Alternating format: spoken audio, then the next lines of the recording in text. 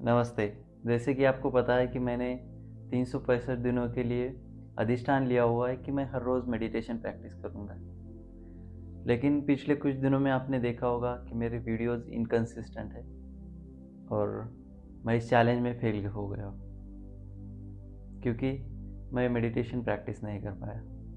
तो आज की इस वीडियो में जानते हैं कि क्या चैलेंजेस आए कि जिससे कि मैं मेडिटेशन में इनकंसिस्टेंट हो गया हूँ और इससे क्या मेरी सीख है और क्या मेरी फ्यूचर प्लानिंग रहने वाली है, जानते हैं इस वीडियो में। तो जानने के लिए बने रहे आखिर तक।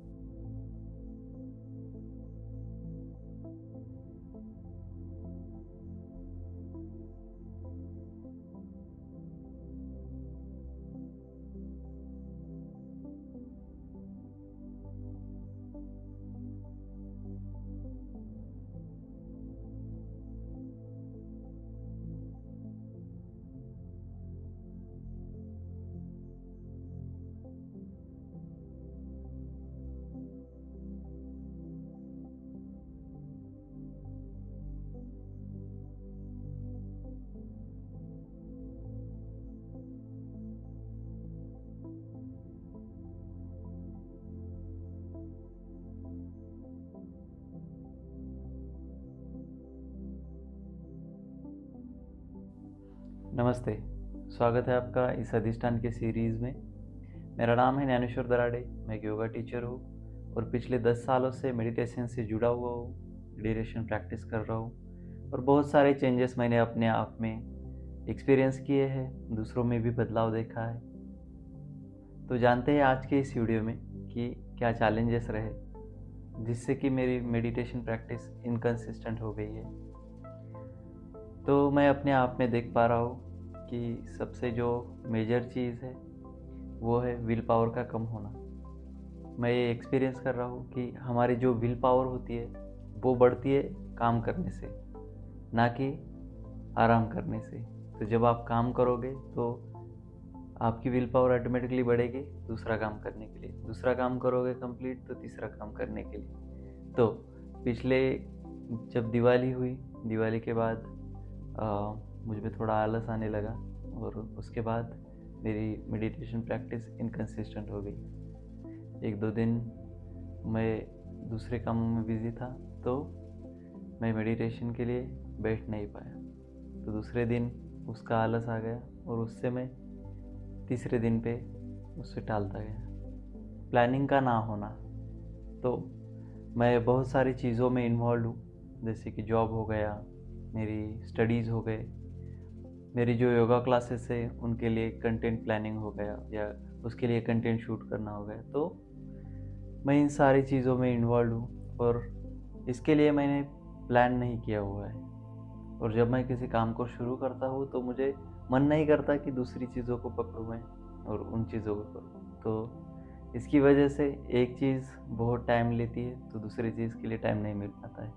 तो पिछले कुछ दिनों में मैं मेडिटेशन के लिए बैठ नहीं पाया, जिससे कि मेरी विल पावर कम हो गई।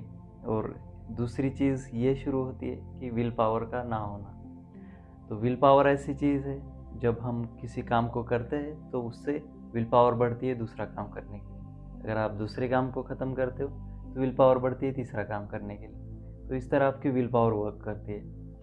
और जैसे ही मैं इनकंसिस्टेंट हो गया अपनी मेडिटेशन प्रैक्टिस में तो मुझ में आलस आने लगा और मुझ में विल पावर कम होने लगी। तो ये दो चीज़ें हैं जिससे कि मेरी मेडिटेशन प्रैक्टिस इनकंसिस्टेंट हो गई है, जो कि है प्लानिंग का ना होना और विल पावर का कम होना। तो अब हम फ्यूचर में क्या कर सकते हैं, क्योंकि मुझे ये चैलेंज गिव अप नहीं करना है। मुझे लाइफ टाइम के लिए एक आदत बनानी है कि मैं मेडिटेशन कंटिन्यूसली प्रैक्टिस करूँ, जिससे कि मेरा मेंटल पीस बना रहे। सबसे इम्पोर्टेंट चीज़ मुझे अब जो लगती है वो है मेंटल पीस होना और माइंड में क्लैरिटी होना। तो ये सबसे इम्पोर्टेंट चीज़ मुझे लगती है। तो इसके लिए मैं ये प्रैक्टिस नहीं छोड़ूंगा।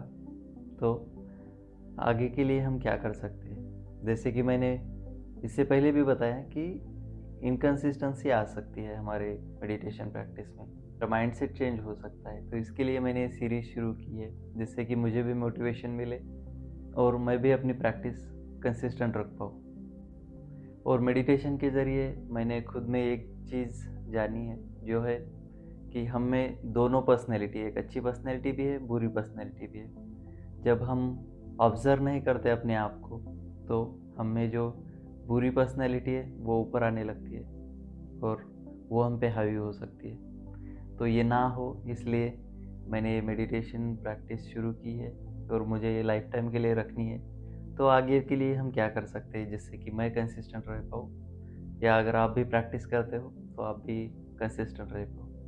तो पहली चीज़ है कि हमें प्लानिंग करना है।